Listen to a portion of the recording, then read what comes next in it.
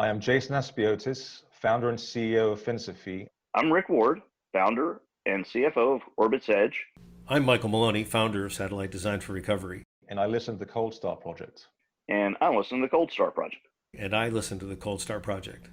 So almost all the missiles will have a frequency that they will go to when they launch the missile. And if it's a beam rider riding the beam from the fighter has to go to that frequency and stay on it. Now, if they can detect that frequency, they can either use sweep jamming or spot jamming, where they can jam that frequency so they can get them there. So this is a constant battle going back and forth. Welcome back to the Cold Start Project. I'm Jason Canigan, the founder of Cold Start Technologies, a data science and process improvement firm. That means we help make good companies better.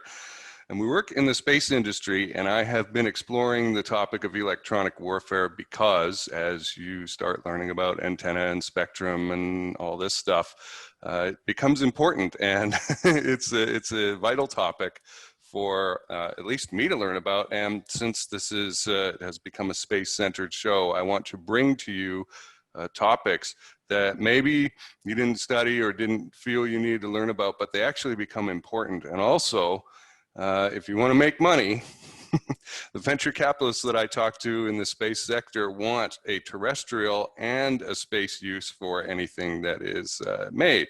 And so something that works in the electronic warfare area will work terrestrially and obviously up in the air and possibly in space. And that is where my brain is going. That is where I'm thinking, hey, maybe some products can be developed here. So I'm excited to have Bruce Gordon on again. He's a major in the United States Air Force and a combat veteran, 132 missions, I think, in Vietnam in various fighters, and also electronics warfare instructor at Wright-Patterson Air Force Base. Remembered all that from my last show. And we had a great discussion last week of an introduction to this topic of electronic warfare, which I had run into because I had started studying the history of it. Where did it come from? How did it start? And I found Bruce's channel. Was astonished to learn that he had actually met Reginald Jones, the British scientist who had come up with the whole idea in the first place of maybe the Germans are doing this, riding a radio beam to bomb targets at night in Britain so that they could navigate without having to visually see the target, and then all the countermeasures to that. So what we're doing here today is Bruce is going to take us through a little bit more of the guts now that we've got the history. And if you missed that episode, I'll link to it below in the description. Go back and watch that. But today we're going to get into the nuts and bolts of how this electronic warfare countermeasures and countermeasures starts to work. So I'm excited to have you here, Bruce. I will let you take over. Thank you very much, Jason. I will start with a little bit about my background, and then I'll go into some very deep theory, and then I'll go into the application of those theories. So let me share my screen here. ECM in the Cold War. I'm Bruce Gordon. I was 15 years as a fighter pilot, and I used both radar and infrared myself. So I have personal experience with electronic countermeasures and electronic countermeasures. I did fly 132 missions in Vietnam in the F-100, although the F-100 had no ECM or ECCM. That was going back to me to the old days where I had a fixed gun sight and you saw the guys and you shot at them, and that was the way you did it. But after leaving the F-100, I went to Wright-Patterson Air Force Base, and my experience with electronic warfare made me a teacher for ECM and ECCM, because Wright-Patterson, they have these many people coming into the organization. Some have a lot of experience, some have none, and you have to give them a background of what they're trying to do. I did write a book, The Spirit of Attack, it's fighter pilot stories. And you can get it on Amazon.com if you want to pay more money. They sell it for about $31. But if you send $20 to Bruce Gordon, 105 Broadville Court, Georgetown, Kentucky, 40324, I'll send it promptly back to you and I'll endorse it and all that. So let me get on with the show.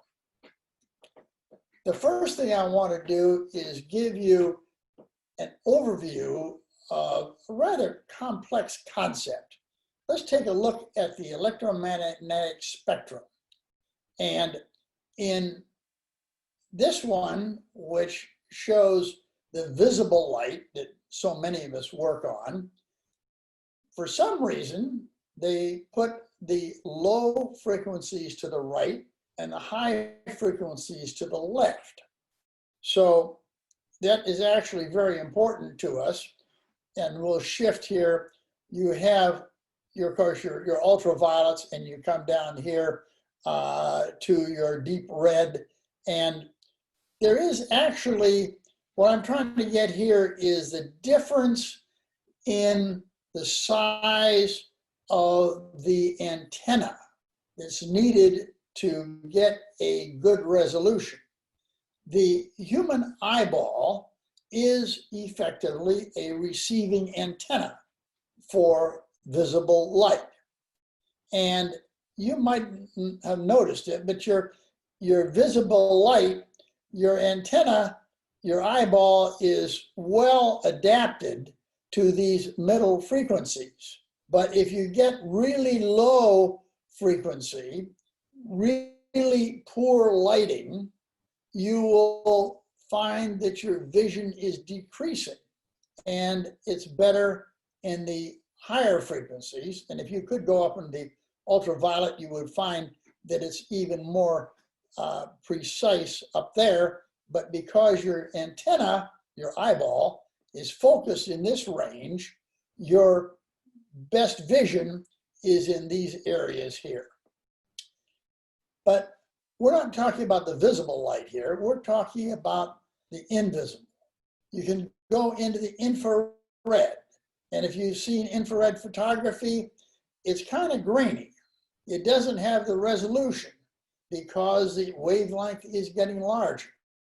Now, you can improve that by making your antenna larger.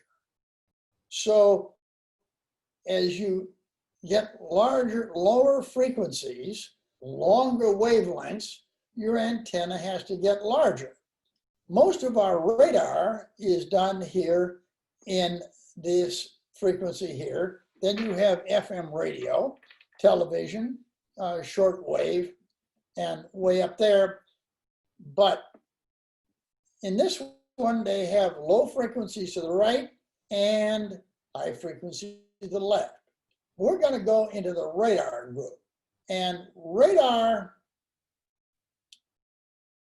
thinks a little different. These people never did get together because you'll notice we shift the sizes. Let's go to the radar frequencies. Now we shifted over here, and the high frequencies are to the right and low to the left. That confused me for years. So I'm just telling you, they do it. You know, just because the radar people grew up separate from the visual light people. But this has a lot more data here. Now, as you can see, the X-band, well, let's see, you're coming down here, and mostly this is the, what we call the centimeter wavelength area. These are centimeters. And here's your wavelength in centimeters as you go across here. And as you go in this lower level, you have longer wavelengths and less resolution. You go toward the higher wavelengths, and here X-band is where your fighter radars are normally located. And you can go into the very high frequencies, and those are the KU band and things like that. Now, Those are useful where you want a very high resolution. And one of the best uses of that is, for instance, a helicopter. A helicopter doesn't need to see very far, but he needs to see high resolution. He needs to see telephone wires. If he can't run into telephone wires. He can't run into little towers or some little antenna that somebody put up. No, he wants something really high resolution, but he doesn't want range. As a matter of fact, range works against him, because if he's out there transmitting a radar beacon, the enemy can pick it up and know he's coming. So if he picks a frequency that has a high resolution but is readily absorbed by the water in the atmosphere, it doesn't go very far. They can't pick him up from a long ways. So he wants something way out here in the very high frequencies. Now, a radar wants something that you can tell within a matter of feet of where it is, and we don't care whether it's 10 feet off. We're looking at an airplane. We're going to hit this darn thing, and if we're 10 feet off, it doesn't matter to us very much. Now, as you move down, you get into the longer wavelengths of radar, where you do normal air traffic control. Your weather radars and things like that are all located in this area here, but you'll notice they have bigger antennas. You can't put a large antenna on a fighter aircraft. So you're going to have to be somewhere in this area in the X-band frequency for radar antenna, and that's really where you want to be, because now you want to see a target. Down here, you want to see airplanes far away, and you don't care if you're 1,000 feet off as to where it is. But you do have to get range. So your frequency goes down, and your pulse repetition rate, you send out a pulse. And you have to send out a pulse and wait for it to come back. You can't have two pulses in the air at the same time. So your length of your radar is determined by how your length of radar range is determined by how long that pulse goes out, and you wait for it to come back. Now, so that when you pick up when you go on the electronic intelligence, and now you pick up a radar signal, you can tell by its frequency and by its pulse repetition rate and the length of its pulse what it is looking for. And many aircraft, well, let me say even fighters, taking the X-band, we can be searching for you in the lower part of the X-band where it is, we're looking for distance. But then when we lock onto you, now we want a lot more precision about where you are. So if you're listening to it from an electronic intelligence standpoint, you'll hear the long pulses from the fighter when they're looking for you. But when they lock onto you and start tracking you, they will shift frequency and they will shift their pulses. So that tells you that they have found you and they are locking on to you, which is terribly important to you. Now let's back off here to the longer frequencies. Now, they point out that stealth aircraft can be detected in the lower frequency ranges. As you get into these meter wavelengths and even lower, they can pick up stealth aircraft. However, they cannot track at those frequencies. They don't know precisely where it is. they have to have something else that's going to a higher frequency to attack. So for a long time in SAC, for instance, they would fly over toward Russia, and Russia would be painting them with these lower frequencies. And the SAC didn't worry too much about that. In those days, we didn't have stealth, we didn't worry about that. They assumed they could track us. These frequencies can track you, but they can't kill you. So as long as they couldn't kill you, why worry about them? Worry about the things that can kill you. The things that can kill you are going to show up in these frequencies. So don't even worry about those guys. And now, if they can pick up our stealth aircraft in the low frequencies, they don't do a good job, because stealth aircraft are hard to pick up in any frequency, but they can be picked up in the lower frequencies. But they can't kill you. So you go right ahead and fly your mission. You don't worry about it until somebody comes up in one of these frequencies. And in those frequencies, a stealth aircraft the stealthiness is quite effective. That's where it's aimed at. You can't be stealthy in all frequencies. For instance, as I said, your eyeball is recording in a frequency, and you can see the stealth aircraft perfectly well, which shows that in some frequencies it is visible. Okay? And the these very low frequencies will pick up stealth aircraft, but they don't know within a couple of 1,000 feet of where it is. And even more, usually they don't know your altitude.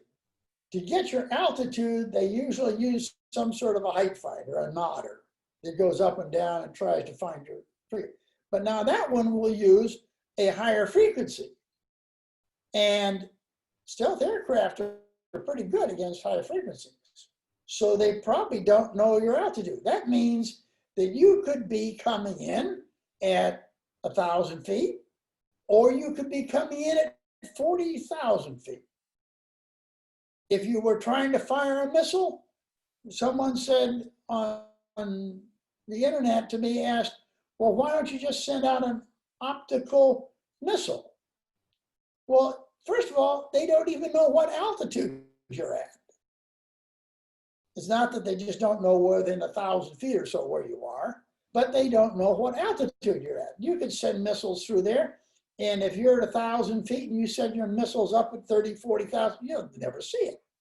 So that doesn't work.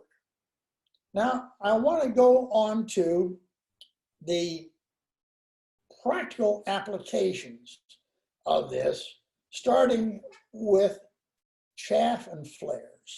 Chaff and flares are similar, they're just for different wavelengths.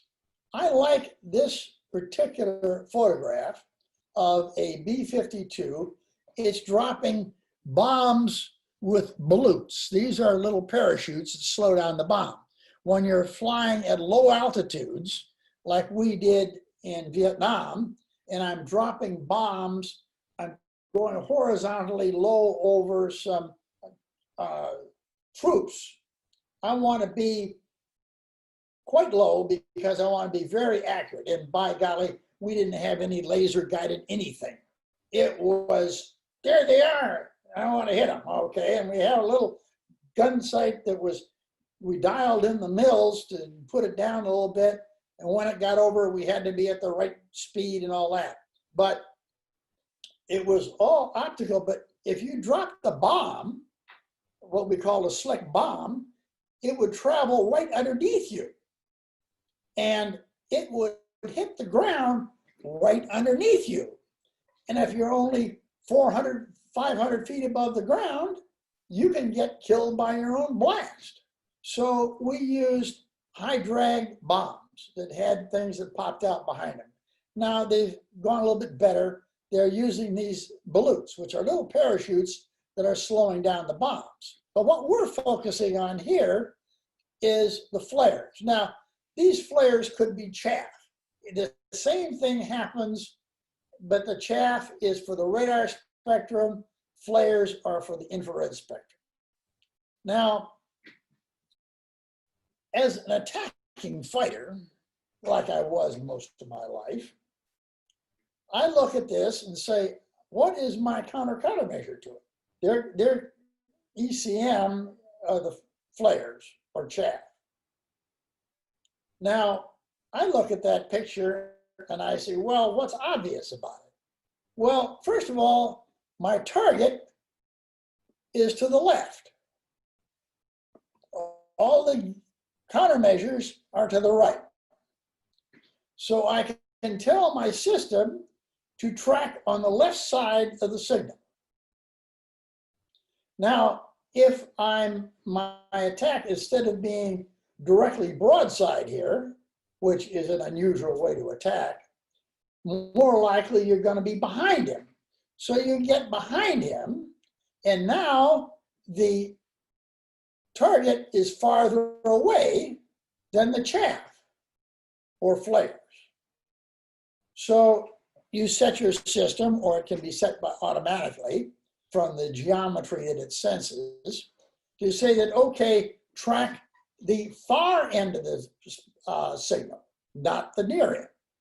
So we can use signal edge tracking. And now in the newer ones, the Doppler radars, you can say that, okay, the moment this drops out, it slows down. Chaff stops almost instantaneously.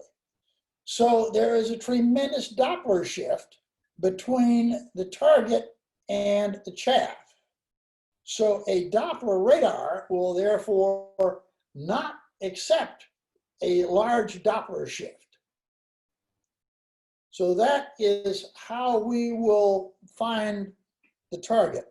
And among other things that we can do, by the way, as a fighter, I know the B-52 has almost all its antennas on the underside of the airplane and some up here in the tail.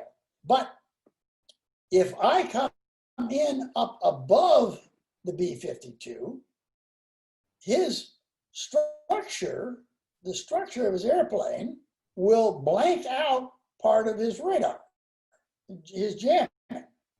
So I can move to a position where his own fuselage is blanking out his jamming signals. And so I can come in from there. So there are many things I can do. And that's one of the things I found out when I went to Wright-Patterson. I was teaching all the people there were all jammers. They knew how to turn on jamming, and it did this. And my question was, okay, as a fighter pilot, what am I going to do when I see your jamming? And back in my day, I saw raw radar. Now it's a computer doing it, and they're just getting a sort of a computer game blip on the screen that is put there. And the computer has to do this thinking. But what does that mean to me as a jammer is that if I can get into figure out the logic of their computer, if I can fool the computer, the pilot hasn't got a chance because he doesn't see the target himself. At least when I went in there, I saw raw radar and I could see him doing these things. But if you're running one of the new systems, the computer does it all. But if I can screw up that computer, I've got it. What other things can you do? You can have spot jamming where you know his frequency. And in the old days, the fighter would come in on one frequency and you could just spot jam it. One thing, you've got a huge spectrum out there, and you don't, if you put all your energy out to a wide spectrum, it loses power. You want to focus your frequency on his frequency.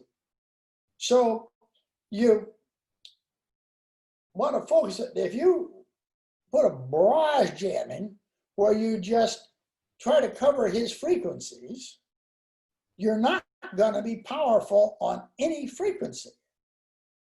You're going to need to focus in on his frequency. Now, we can start moving our frequency and changing frequencies. And he says, well, I can do sweep jamming. I can sweep my frequencies, high and low frequencies within his X band, up and down. And if he's trying to track me in there, I can possibly, when I come through, I can break his lock. And particularly true if he's launching a radar missile. Now, one of the problems with missiles is, first of all, you know they've got a very small antenna, so they have to be a high frequency. Well, they want a high frequency because they want to home in on them precisely. Now you want to know within a couple of feet where you're hitting. So they'll be on a high frequency, but because they're a small system, they can't be changing frequencies. So almost all the missiles will have a frequency that they will go to when they launch the missile. And if it's a beam rider riding the beam from the fighter has to go to that frequency and stay on it. Now, if they can detect that frequency, they can either use sweep jamming or spot jamming, where they can jam that frequency so they can get in there. So this is a constant battle going back and forth. Now, in electronic countermeasures, I can change frequencies. Okay. Then we went to rapidly changing frequencies, where we were changing.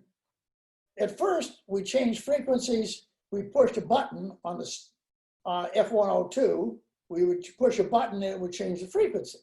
And the enemy was trying to keep up with it. They had manual things to try to keep up with it. And then they finally got automatic tracking so they could track our frequencies as we went up or down pushing our button. But then we got into agile frequencies. Now we got good. Now we're getting the F106 department. We transmitted a frequency and we had to wait for the pulse to come back. But during the time that our receiver is waiting for the pulse to come back, our transmitter is moving to another frequency. And it can go either up or down, anywhere in the spectrum, in the X-band spectrum. So the next pulse will not be on the same frequency. So if they picked up this frequency coming in, the next pulse is going to be at an entirely different frequency, and they can't track it. Now, some planes, like the B-52, that guy with 8 engines and lots of generators running, I mean, he had jammers on that thing that would water your eyes. But they couldn't really get through the 106, but supposing they could, like they could in the 102, they could cover us. Then we would go to home on jam. I just reached over and pushed the switch, and this guy's putting out all this power. I said, okay, home in on it, guy. So it turns in and homes in on it. Now it's going to give you a curve of pursuit, sort of like an infrared attack, because it doesn't know it'll just keep you pointed at him. But you go fast and keep pointed at him, and hey, if you don't take action, you're going to run into it. Let's face it. And you're going to see him before you get there, and you might be able to shoot him down with something else. So that's home on jam. Let's take a look at range deception jamming. A radar pulse goes out and it bounces off the airplane. You have to wait for it to come back. Now, as a false echo comes back, here you are and you've got a range deception jammer. You send out a false echo. You know, if he's got a constant pulse repetition frequency, you know when the next pulse is coming. And you can actually send a false echo before the pulse gets to you. And that will make him think that the target is closer. And the false target will appear bigger than the real target. And his IF gain control, which tries to turn down his radar to get the best resolution, will turn down his gain control as this gets bigger, and his real target will actually disappear from his scope entirely. So the way to do that, get against that, is to do a random pulse repetition frequency, so that he doesn't know when your next pulse is coming from the radar down here. He doesn't know, this guy doesn't know when the next radar pulse is coming, so he can't make it appear in front. By the way, if it appears in front, he can actually fire his guns or his missiles at a false target that really isn't there. But now, if you use a random PRF, this guy can only make targets that are farther out in range. He can't make them closer. So so a random PRF, but everybody is using random PRFs now. Angle deception. Angle tracking is usually done, particularly in missiles, with a nutating beam around. See, these are offset around call this a post here. This is sort of a hula hoop, I call it. You do the hula hoop, and they all come around this point. And as the antenna goes around in this way, is nutating in this direction, it picks up the target here. Well, the picked up target then sends a signal to the tracker that then moves this point, the tracking point, toward the target. And as this moves toward the target, the missile flippers turn toward the target. So that's how it tracks. So how do you jam that? Well, if I know his nutation frequency and I can start sending out a pulse, I'll send out a pulse on his frequency, say when it's up here above. And the missile, it'll be stronger than this one. So the missile will probably take it somewhere between it and end up going up here. It'll miss me. That's what I want it to do. Okay. If I don't know his nutation frequency, I can do it kind of randomly, and that might, while it won't be perfect, it might make his missile go into a big spin trying to track it. So knowing his nutation frequency is very important, and we get that through various electronic intelligence methods, or possibly spies are always good. B-52s have lots of barrage jamming. Fighters in Vietnam, we had boxes of F4s so that they would be in a box stacked, and if they were all jamming, the missiles would tend to go between them. Now the SA-2 was very difficult. They got their guidance from the ground. They didn't get it from us. They got it from the ground radar, and their missile antennas were facing toward the rear. So it was hard to get jamming in from the side. These things were going very fast, and because your turning radius goes up by the square of your speed, and we were going slower than the missiles, we could see the missiles coming. And what we would do, for instance, and the missile was being guided from the ground. So as we looked out, we saw the missile coming, we would turn so that it's, say, at our 10 o'clock position so we can see it well. And then we would start a rapid descent. And the radar would pick up the fact that we're coming down, and the radar assumes that half of the movement of the radar is just system error, but the other half is real. So as we start going down, it picks it up that we've been going down, and it will guide the missile now. Instead of ahead of us up here, it will aim down below us so that we're coming down, it'll hit this point. And as it's coming in now, as we see it's committed down, suddenly we pull up and toward it. And it will be, the computer, their computer is still thinking we're going down, and only half of this change is what they're computing. So if you keep your timing right, you can outmaneuver the thing. But what did they do? They'd fire 5 or 6 of them at the same time, bless them, so that you could outmaneuver 1 or 2, but you might run into the others. So with lots of missiles coming at you, you had a problem. We had wild weasels that went out there and would pick up their radar emissions and would fire missiles, but I'm running out of time here, so I'm going to go on to the next. Yom Kippur War in Israel versus Egypt in '73. The Russians had a new missile, and they shot down dozens of Israeli aircraft in 3 days. The Israelis attacked with gay abandon. You know, they don't care about losses. Well, by golly, the SAMs took them down. They lost almost 100 fighter planes in the first 3 days. Almost their entire fighter force was wiped out. They called for US help, and we were flying fighters from our own planes in Europe to Israel, loaded with bombs.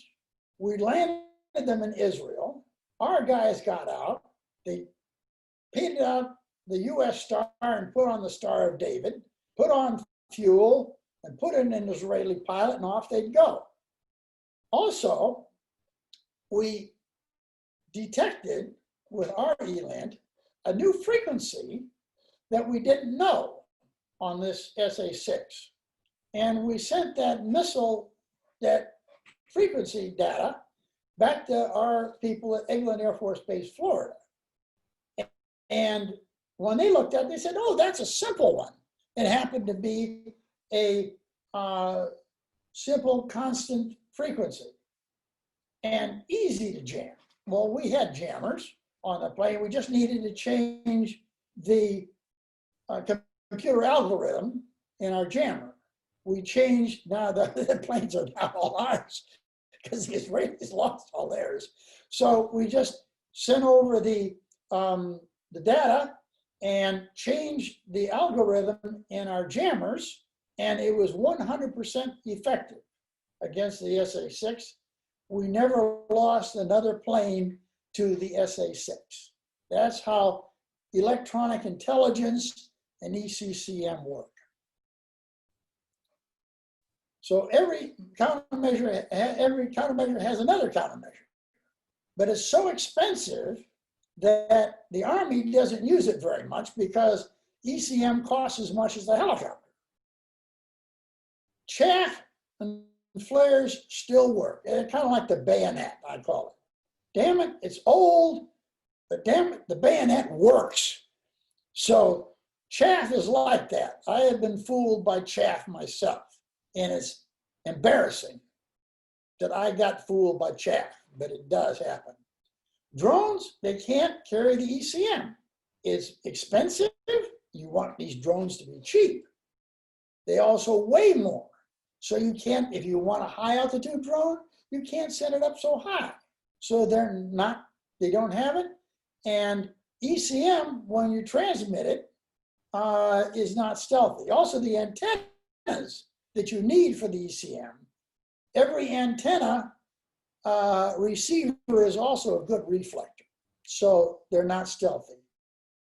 Remember, Iran captured a US drone by jamming its GPS and convincing it that its home plate was an Iranian Air Force base.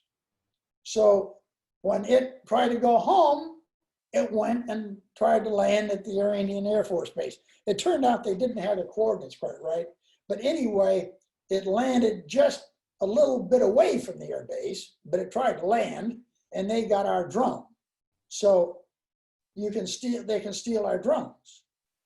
And stealth is really the perfect electronic countermeasure, because except in the low frequencies, I don't know a way to get it. Do you have any questions? Well, that was great, Bruce. I appreciate that. I wrote down a few things while you were going through the presentation. Thank you for pointing out the flip with the frequency diagrams with the radar versus spectrum in general. I think I've been confused about that myself. I go around and I find books and watch videos and things like that. And so I'm going to watch for that from now on. And go, yeah, because that to a novice might cross your eyes and make you go, wait, I don't understand why this changed, but that's key.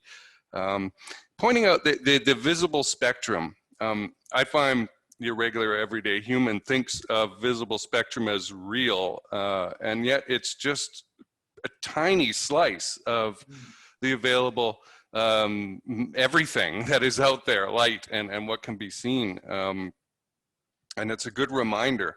The idea of a stealth bomber or something flying through the visible spectrum and being invisible to our eyes was an idea that popped into my head while we were doing this, and that is fascinating. And yet, why would we treat that as any different as it being invisible on a scope? Right? It's really not that much different. It's just what we're used to, right? What we experience, and then this idea that, oh, what I seeing is believing, that's real, right? It's just more input. And for folks who want to see what an old radar scope looked like, where you could get that raw radar that Bruce was talking about, you can go to Bruce Gordon's channel on YouTube. It's just called that. And he's got a video on that. Also on the Spirit of Attack Facebook page. I think that's where I actually saw that. I recommend folks go and look at that. Okay, so here's an actual question. Scopes, yeah. Go ahead. Radar scopes is what it's called. Radar scopes. Okay. And I have one more thing for you, by the way, because you're so interested in space. Some of these limitations that I was talking about, the high frequencies, apply to Earth with our atmosphere. But let's take these very high frequencies that get absorbed and don't go very far on Earth. As you go to space, now you don't have that absorption. So as a result, you can use much higher frequencies and get your photographic quality radar pictures, which you couldn't do so well on Earth. Okay. Now, does that photographic picture have to be in space still? And not down into the atmosphere?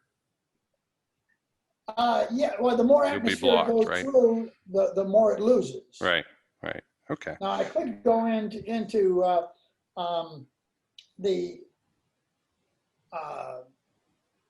using I can't think of the term right now, the artificial wavelength. If you're flying along in an airplane and transmit a frequency out, you can fool the radar into believing that it comes up that as your airplane moves along, this is all one big antenna. And you can send a lower frequency using the movement of your aircraft to get higher resolution. We were doing that in Vietnam. Well, we didn't do it in Vietnam. It was after Vietnam. I was working on it. to get through the jungle canopy, because a low frequency would go through the jungle canopy, but you wanted to see the trucks down there. And the trucks needed a higher frequency to see them. But the synthetic aperture radar is what it's called. Okay. If you flew along and made a synthetic aperture radar picture, it would use the movement of your aircraft to make the computer think that this was all one big antenna. Now with a big antenna, that low frequency is still a small part of it. And you could get a high resolution with a synthetic aperture radar. That's one of the ways we're doing better, much better radar pictures than we're used to get in the future, but we didn't develop that until after Vietnam. It was Vietnam that told us we needed it. Okay. I'm going to go back and watch the movie Flight of the Intruder and see how realistic or baloney it is, because I do remember that movie having the A6 flying in and the radars turning on and tracking them and whatnot. And we'll see. Hollywood writers tend to be quite lazy and not knowledgeable about their topics, but it was a fun movie, I remember. Okay, I had a question here. I wrote notes down in my book about the sweep jamming. So you've got your target hopping up and down, and that's, you're trying to jam that with your sweep jamming. What is obviously it's going to vary based on the power output you're able to put out, but what is the general coverage of the jammer on that in terms of hertz and range? Is there a general rule of thumb on that? Well, it'll probably be throughout the X-band range. One of the things that actually even the Russians are following is there are international rules set up on frequencies. And they have frequencies for radar. And you know where the X-band is, and that's for radar. If you go outside that, it's used by other organizations. And you're not allowed to use it under international law. And the Russians seem to be following like, and also if your antenna is designed to work in the X-band, it isn't going to work well outside that anyway. So you need a different, they have the X-band, L-band, these are different bands that are set up under international law. And I did look at what would happen if we transmitted outside those ranges. And the answer was it really didn't do us any good because our own antennas would fall off. So we obey that law. And as far as we know, the Russians do too. Okay. So when you've got that frequency hopping up and down then, and it's going up, I'd have to see what the range is, but 10 hertz or 100 hertz and then back down or something like that, right? What does the jammer have to move in order to kind of make sure that they cover that? Well, if we're hopping, like that, the final one, it wouldn't work. Against the 106 with the agile frequency, it wouldn't work. We simply didn't see the jamming. It was one of the problems we had in the 106 was to train our new pilots. They hadn't ever seen jamming because the 106 was so good in its normal mode. We had advanced modes, but it was so good in the normal modes that the new guys never saw jamming. And they didn't use the advanced things. The F102 had even some things that the 106 didn't have. The F102, as I mentioned, you could go home on jam, go home in on it. Well, and I said you would be on a curve of pursuit attack, just like an infrared.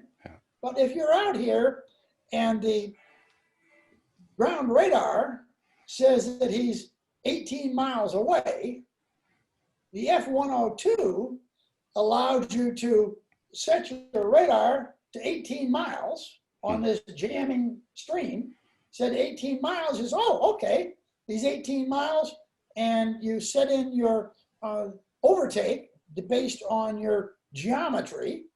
Say I expect that I'm closing it, say 400 knots. Set it to 400, 18 miles, and the computer would then pick a lead collision course.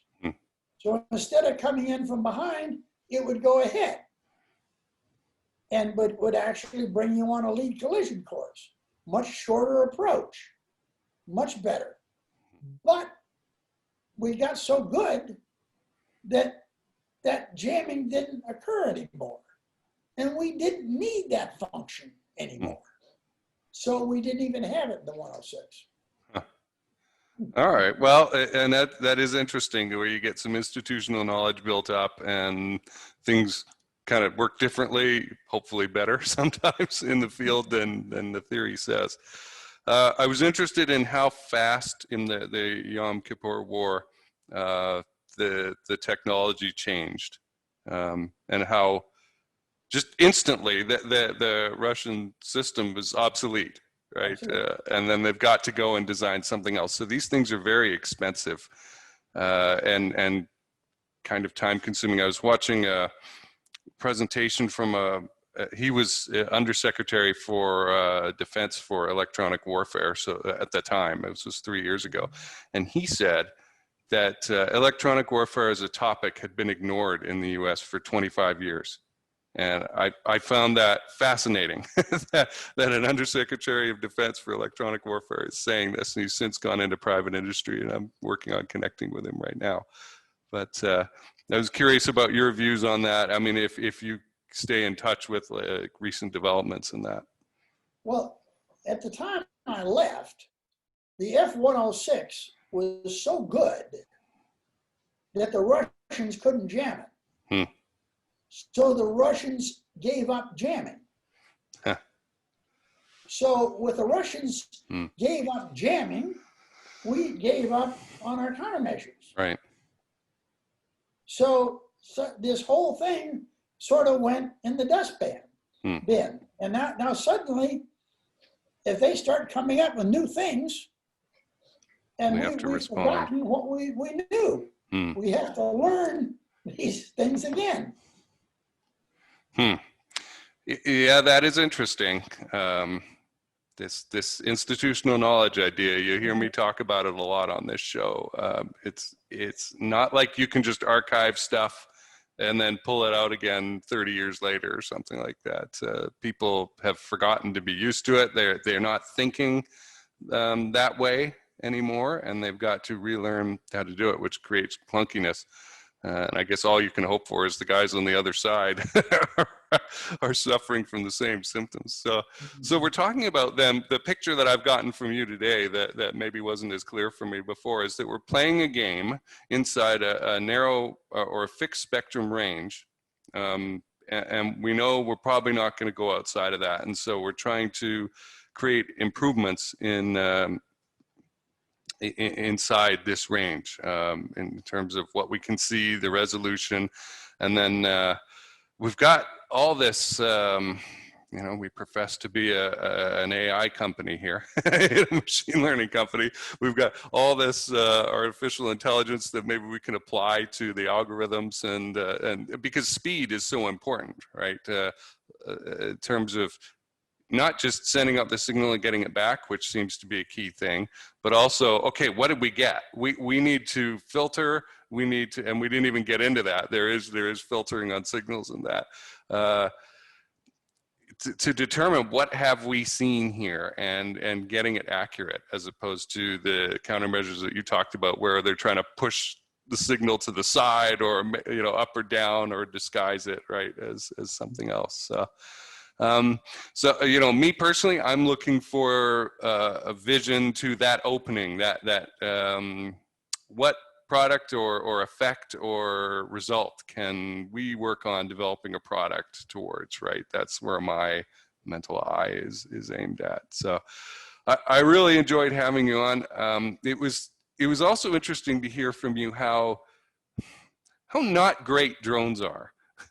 they're kind of, we hear about, oh, the president's issuing, orders for zone strikes, whoever the president happens to be. I'm not picking on anybody in particular, around the world. And I get, if they don't have jammers, yeah, it is sort of the wonder weapon that they say it is. But if they've got the ability to jam these things, like you say, ECM, it's too big, too heavy, too expensive to stick on a drone. The antenna can't be that long because you're dealing essentially with a missile again, right? I'm imagining. So you can't get long frequencies or range. You can just do short distance things. So you give me a lot to roll around in my head and think about some more.